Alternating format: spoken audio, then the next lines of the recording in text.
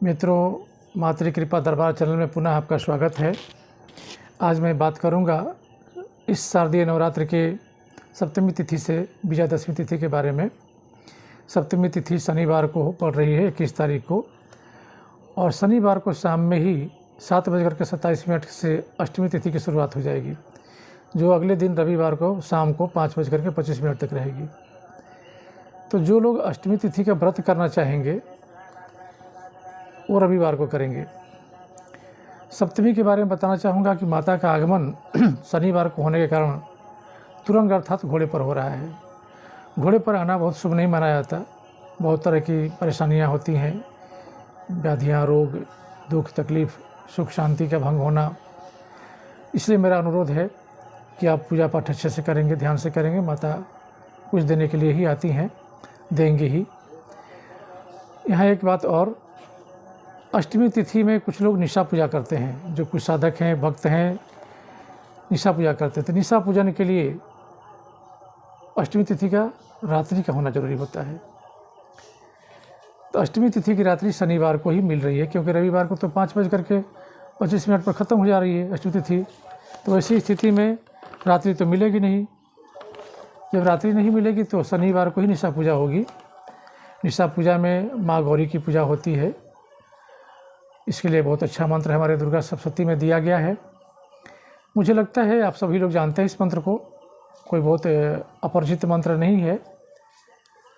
ओम सर्वमंगल मांगल्ये शिवे सर्वार्थ साधिके शरणे त्र्यंबिके गौरी नारायणी नमस्तुते।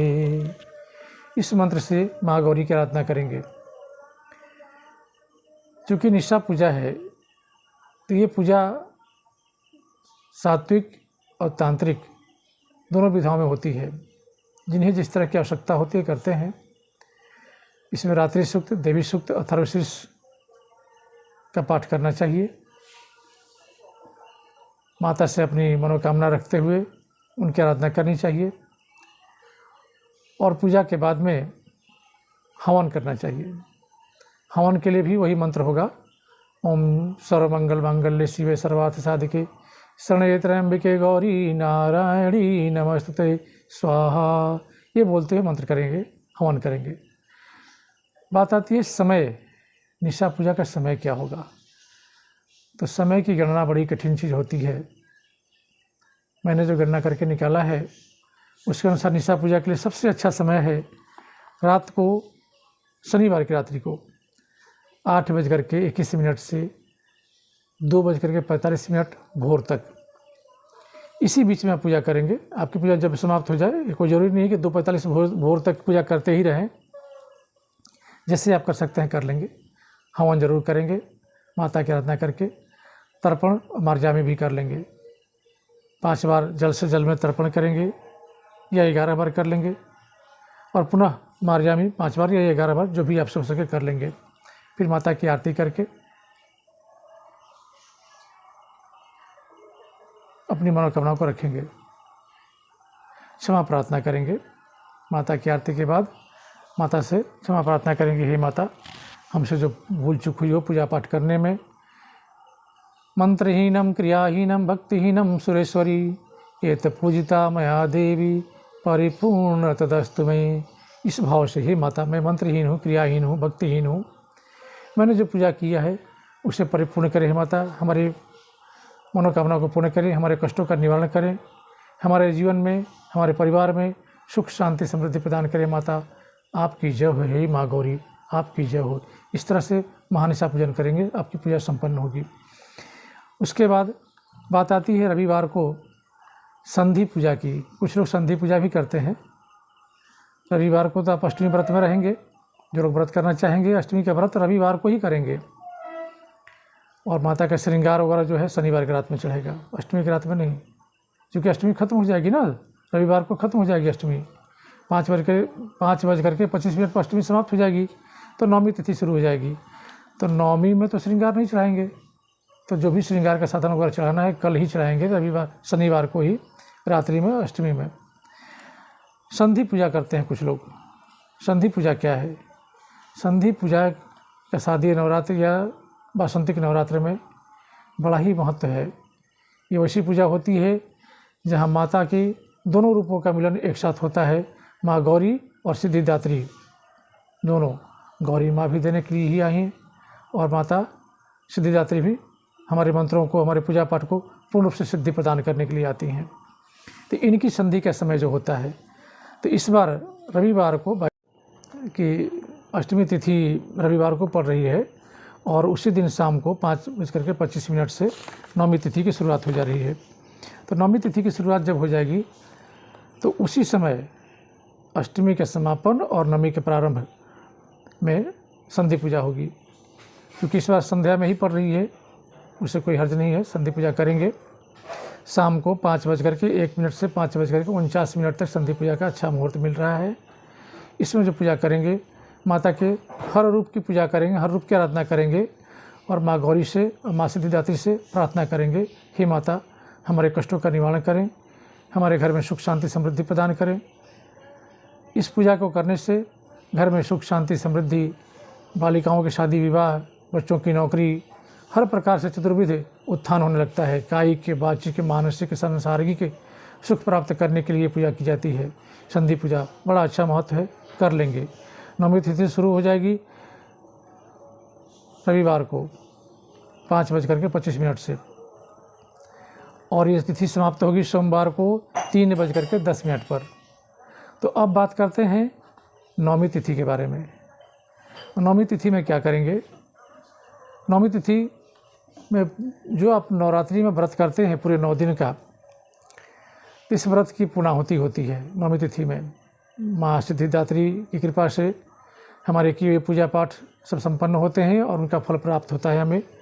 जिस तरह से माता ने राजा सूरत को वरदान प्रदान किया, उसी तरह से अपने भक्तों को भी वरदान प्रदान करती है, ऋषि मुनियों को भी वरदान प्रदान की है। तो नवमी तिथि को करेंगे। नवमी तिथि इस बार सोमवार को पड़ रही है, जो 3:10 तक रहेगी। तो 3:10 तक नवमी तिथि है, तो जो लोग व्रत करेंगे, फास्टिंग वगैरह रहेंगे, वो इसी समय में अपनी पूजा को संपन्न कर लेंगे और 3:10 तक में हवन भी कर लेंगे। लेकिन जो पूर्ण नवरात्रि के व्रत करते हैं वो नवमी तिथि में पारण नहीं करेंगे, पारण करेंगे 10वीं तिथि के प्रारंभ होने पर।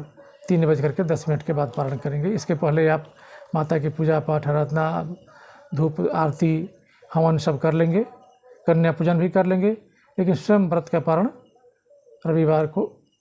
सोमवार को शाम में 3:10 के बाद करेंगे, 10वीं तिथि में पारण करेंगे। अब आते हैं विजयादशमी की। विजयादशमी कब मनानी है?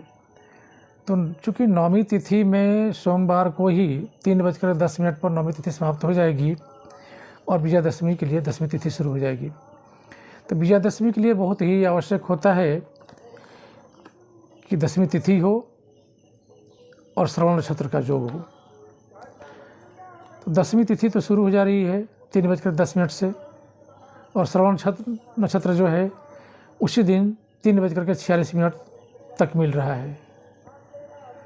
तो ध्यान देने की बात यहाँ है कि 3:10 से 10वीं तिथि शुरुआत हो रही है और 3:46 तक श्रवण नक्षत्र है। तो इन दोनों का जब मेल होगा तभी विजयादशमी मनाई जाएगी, तभी मूर्ति को, कलश को हिला दिया जाता है, माता की प्रतिमा को भी हिला दिया जाता है विसर्जन के लिए। वैसे विसर्जन तो सोमवार को नहीं होगा, 10वीं तिथि के अनुसार, उदय तिथि के मान के अनुसार मंगलवार को लोग करेंगे, उस प्रातः करेंगे। लेकिन मूर्ति के लिए, विसर्जन के लिए भी मूर्ति को, कलश को हिला दिया जाएगा।